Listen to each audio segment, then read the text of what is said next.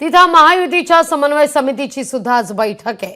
महामंडळाचा वाटप, शासकीय नियुक्त्यांवर आज चर्चा होणार आहे। समित्यांच्या वाटपासह इतर मुद्द्यांवर शिक्कामोर्तब होण्याची शक्यता आहे। आज संध्याकाळी समन्वय समितीचे सदस्य चर्चा करतील। डॅमेज कंट्रोल करता काही निर्णय होण्याची शक्यता नाकारता येत नाही। अधिक माहिती घेऊया आपले प्रतिनिधी स्वप्नील जाधव यांच्याकडून। स्वप्नील, काय घडतंय नेमकं महायुतीत? महायुतीची देखील समन्वय समितीची बैठक आहे, कोणते मुद्दे प्रकर्षाने चर्चिले जातील?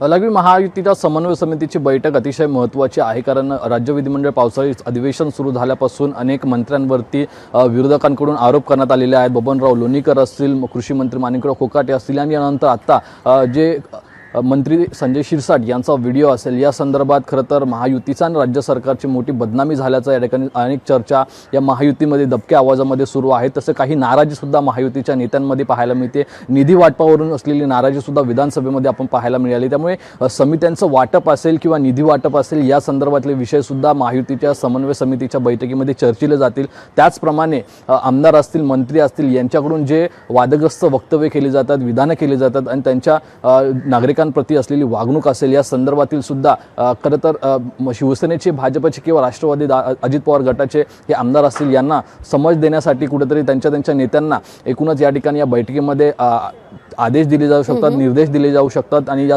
आमदारांवरती कारवाई करण्यासाठी तर केवळ त्यांच्यावर त्यांच्या वागणुकीवरती कुठेतरी परिणाम करण्यात कारवाई करण्यात यावी, म्हणजे सौम्य कारवाई असावी, अशा प्रकारचे कुठेतरी निर्देश देण्यात येऊ शकतात। मात्र जे वादग्रस्त आमदार आहेत, वादग्रस्त वक्तव्य करणारे आमदार आहेत, त्यांना तुर्तास माध्यमांसमोर जाऊ नये अशा प्रमाणे सुद्धा सूचना दिल्या जाऊ शकतात। त्यामुळे आजच्या या बैठकीमध्ये राज्य सरकारच्या पुढील किंवा महायुतीच्या पुढील जे काही संघटनात्मक बदल असतील किंवा स्थानिक स्वराज्य संस्थांच्या निवडणुकीसाठी महायुतीची असलेली तयारी असेल, या संदर्भात चर्चा होईलच।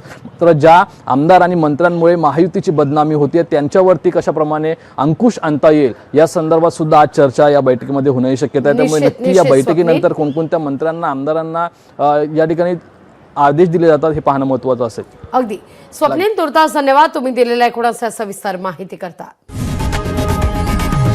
लोकशाही मराठी ऐका, पहा, जागरूक रहा।